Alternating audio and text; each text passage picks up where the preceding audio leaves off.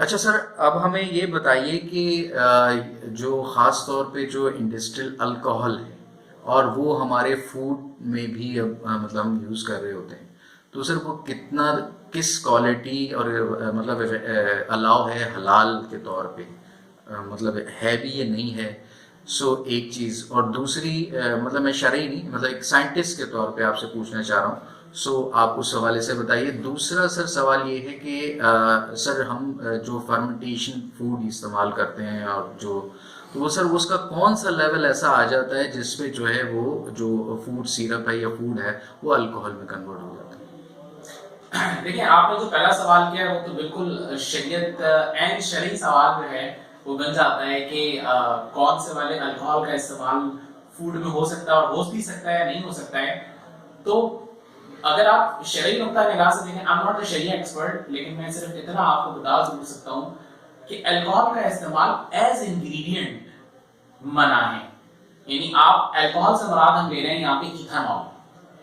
اگر آپ ایتھانول کو کھانے میں انگریڈینٹ کے طور پر ڈالیں تو یہ تو ہرگز الاؤ نہیں ہے، کسی بھی صورت میں ہو، چاہے سنتھیٹک ہو چاہے نیچرل ہو، کسی بھی فارمیٹ کا ہو، کیونکہ الکوہل کے اندر جو ہے وہ خمار ہوتا ہے، نشے کی کیفیت آتی ہے، اور یہ مقدار ہر ایک کے لحاظ سے مختلف ہوتی ہے۔ مثال کے طور پہ کوئی 1% الکوہل پہ بھی جو ہے وہ سرور کی کیفیت میں آ جاتا ہے، کوئی 10% کے بعد میں نہیں آتا ہے، تو ہم اس کو بنیاد نہیں بنا سکتے۔ الکوہل جب منع ہے تو منع ہے۔ اب سوال یہ پیدا ہوتا ہے کہ اس الکوہل کا بننا فوڈ کے اندر ڈیورنگ فرمنٹیشن پروسیس، جس کو ہم کہتے ہیں خمر، تو یہ بالکل ہوتا ہے۔ یاد رکھیے گا کہ ہر قسم کی فرمنٹیشن کے اندر الکوہل نہیں بنتا۔ مثال کے طور پہ دودھ سے دہی بننے کا عمل ہے، فرمنٹیشن ہے لیکن الکوہل نہیں بنتا۔ بالکل اسی طرح سے اگر ہم اور دوسری اگزامپل لیں، چائے بنتی ہے کمبوچا، اس کے اندر فرمنٹیشن پروسیس ہوتا ہے، الکوہل نہیں بنتا۔ الکوہل بننے کا جو پروسیس ہے جس کو ہم ایگزیکٹلی خمر کہتے ہیں، خمر کی جو پرٹیکولر ٹائپ ہے اس میں ایسٹ کا استعمال کیا جاتا ہے، یعنی کہ ایسٹ جو ہے وہ خمیر کہلاتا ہے۔ تو جب خمیرہ لگتا ہے، اس خمیرے کی بھی دو ٹائپس ہیں۔ اگر آپ جسٹ آٹے کے اندر خمیرہ لگائیں، اس میں بہت تھوڑی مقدار میں الکوہل بنتا ہے، لیکن زیادہ مقدار میں کاربن ڈائی آکسائڈ بنتی ہے،